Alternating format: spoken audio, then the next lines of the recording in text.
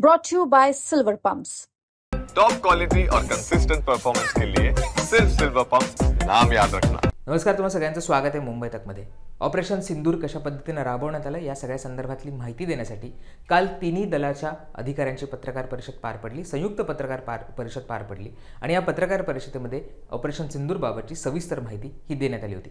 याच्यामध्ये वायुदलाने कशी कामगिरी केली, सैन्याने कशी कामगिरी केली हे सांगण्यात आलंच, त्याचबरोबर नौदल सुद्धा कशा पद्धतीने सज्ज होतं हे सुद्धा सांगण्यात आलं आणि पुढच्या काळामध्ये नौदल कुठली ॲक्शन घ्यायला तयार आहे हे सुद्धा स्पष्ट करण्यात आलं।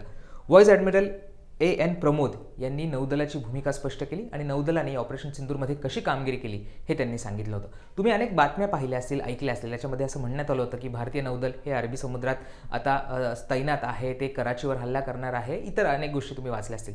या सगळ्याबद्दल कालच्या पत्रकार परिषदेमध्ये खुलासा करण्यात आला। आपल्याला माहिती आहे की वायुदल हे पाकिस्तानला चोख प्रत्युत्तर देत होतं, पाकिस्तानकडून येणारे ड्रोन्स असतील किंवा इतर जे हल्ले होते ते रोखून धरत होतं। दुसरीकडे सैन्याने सुद्धा पाकिस्तानचे ड्रोन हे पाडल्याचं आपण पाहिलं होतं।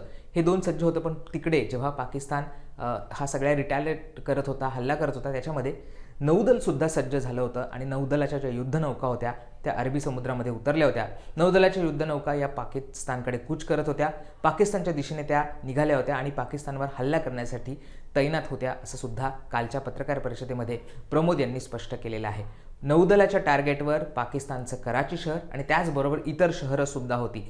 या युद्धनौका कुठल्याही क्षणी पाकिस्तानवर हल्ला करण्यासाठी तयार होत्या, पण भारतीय युद्धनौकाची तयारी पाहून, भारतीय युद्धनौका ज्या पद्धतीने ॲग्रेसिव्ह होत्या, भारतीय नौदल ज्या पद्धतीने ॲग्रेसिव्ह होतं ते पाहून कुठेतरी पाकिस्तान हे बचाव करण्यासाठी त्या पवित्र्यामध्ये गेलं आणि त्यांनी त्यांचे जे सैन्य आहे ते कुठेतरी कराची असेल किंवा इतर जो किनारी पट्टा आहे तिथे तैनात करायला सुरुवात केली। पण भारताचं नौदल त्याचा आक्रमकपणा बघून ते काहीसे मागे फिरल्याचं सुद्धा कालच्या पत्रकार परिषदेमध्ये स्पष्ट करण्यात आलेलं आहे।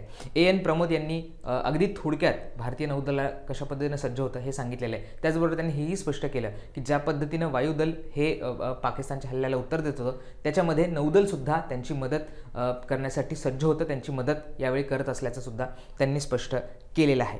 या सगळ्यामध्ये त्यांनी हेही सांगितलं की कुठल्याही क्षणी आम्ही पाकिस्तानच्या शहरांवर हल्ला करण्यासाठी तयार होतो, त्या पद्धतीची सज्जता आम्ही दाखवली होती। सगळ्या युद्धनौका या महत्त्वाच्या युद्धनौका या सगळ्या पाकिस्तानच्या जवळ गेल्या होत्या, अरबी समुद्रामध्ये तैनात असल्याचं सुद्धा त्यांनी स्पष्ट केलं होतं। त्याचबरोबर त्यांनी या सगळ्या पत्रकार परिषदेमध्ये एक स्पष्ट केलेलं आहे की पाकिस्तानने आता समजून जावं, पाकिस्तानने जर भारताकडे पुन्हा एकदा वाकड्या नजरेने पाहिलं तर त्यांना माहिती आहे की भारतीय नौदल आणि भारतीय आर्मी काय करू शकते हे त्यांना चांगलंच माहिती आहे, हे सुद्धा त्यांनी कालच्या पत्रकार परिषदेमध्ये स्पष्ट केलेलं आहे। अगदी एका मिनिटात ते काय म्हणाले, अगदी आक्रमक पवित्र्यात ते काय म्हणाले, आपण ऐकूया। I will make few sentences and leave it for your imagination.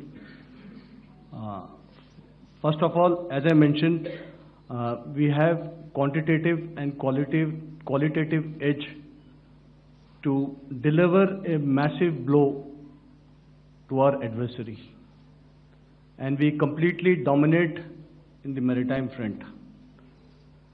Indian Navy's action is part of the escalation ladder mechanism which we have worked out amongst three services.